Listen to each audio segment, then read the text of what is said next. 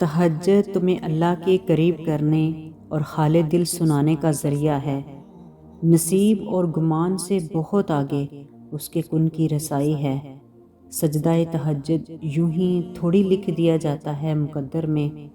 تہجد تو اللہ سے ملاقات کا ذریعہ ہے، ایسی ملاقات جس سے انسان کی تکمیل ہو جاتی ہے۔ اس کو یہی بات بہت پسند ہوتی ہے کہ میرے بندے نے مجھ تک پہنچنے کی کوشش تو کی۔ جب تڑپ دل میں اترتی ہے تو انسان رات کے آخری پہر میں اس پاک ذات کو ڈھونڈنے لگتا ہے۔ وہ اپنی تلاش کی طلب ہی تب لگاتا ہے جب وہ چاہتا ہے کہ میرا بندہ مجھ تک رسائی حاصل کرے۔ جب تکلیف سے تڑپتا ہوا انسان سجدے کی حالت میں اللہ سے ہم کلام ہوتا ہے، تب عشق کی ساری حدیں ٹوٹ جاتی ہیں۔ وہ جسے چن لیتا ہے اسے پاک کر دیتا ہے۔ کبھی سوچا ہے کہ کس چیز سے وہ پاک کر دیتا ہے؟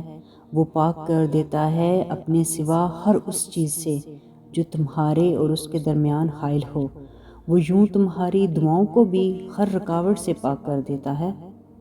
اگر کوئی درد رات بھر سونے نہیں دیتا تو جان لو کہ وہ تمہارا منتظر ہے، ابھی بھی اس کو تمہاری دعاؤں کا انتظار ہے۔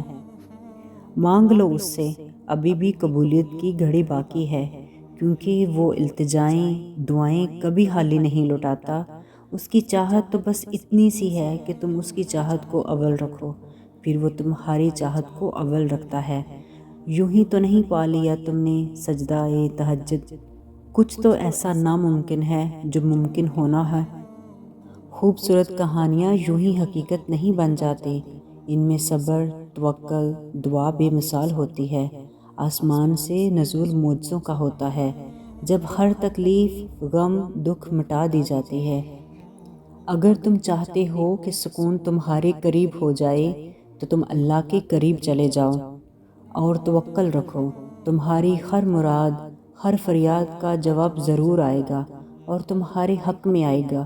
جب وہ تمہیں خود تک لے آتا ہے تو تمہیں تم تک بھی لے آتا ہے۔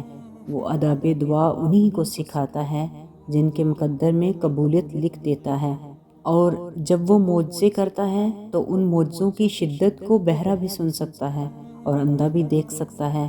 ایسا کوئی کام نہیں جو تیرے رب کے لیے ناممکن ہے۔ جب تم اسے پکارتے ہو تو وہ تمہیں غور سے سنتا ہے۔ تہجد کی دعائیں جب نصیب کے روبرو آ کھڑی ہوتی ہیں نا، تو تب کچھ بھی ناممکن نہیں رہتا۔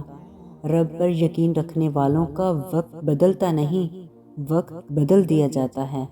تم جب اس کی چاہت تک پہنچ جاؤ گے تب وہ تم تک تمہاری چاہت کو پہنچا دے گا۔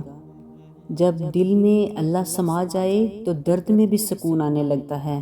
جیسے ایک تڑپ کا سجدہ کیا جاتا ہے تو تاثیر بدل جاتی ہے، اسی طرح درد میں بھی لطف آنے لگتا ہے۔